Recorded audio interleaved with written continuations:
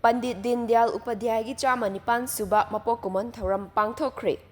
Pandit Deendayal gi integral humanity da yumfam oiduna BJP na miyam gi damak thabak pangthokli haina Chief Minister N Biren na phongdokhre. India da Bharatiya Janata Party BJP gi yumfam tholamba singi manungda luchingba ama oikiba Pandit Deendayal Upadhyay gi 108 Suba Mapok Kumol Thouram BJP Manipur Pradesh ki State Office Thambal Sanglen da pangthokkhre. India gi mafam khuding makta pangthokliba thauramasi gi sarukama oina BJP Manipur Pradesh na sinduna thauramasi pangthokhibani. Thauramatuda Manipur gi Chief Minister Nongthombam Biren, Party asigi State President Adhikari Mayam Sarda Devi, Rajya Sabha gi MP Laisemba Sana Jauba, Social Welfare Minister Aids Dingo Amadi Party gi VP Nongthombam Nimbasna Phongpham Langi Laiteng Oiki. Thauramatuda Chief Minister N Biren Amadi A Sardana Luchingduna Laikhidraba Pandit Deendayal Upadhyay gi photo da Laisu Katuna Ikai Khumnaba Utki. District, Mandal Amadi Unit Level Fawbada Thauram Sing asi Pangthoknaki.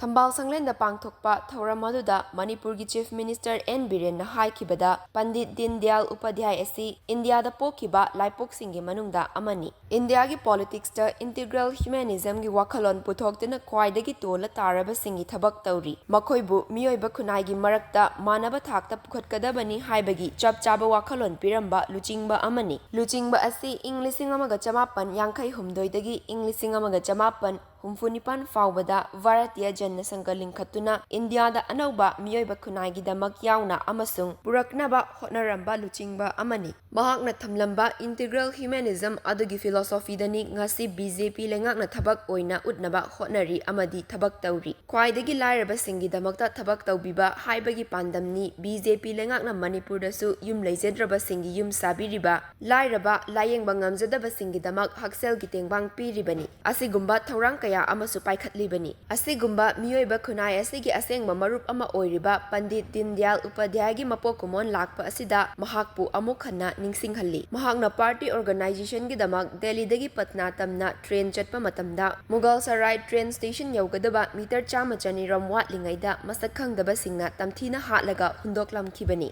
Matamaduda Englishing amaga chamapan humfunipan gi February tang 13 dani. Miyoiba khunai gi damak kathogliba luchingba asina pamjaramba sing aikhoina makha tana thabakta onthoknaba akiba leitana hotnagadabani haina su makha tana phongdokhi.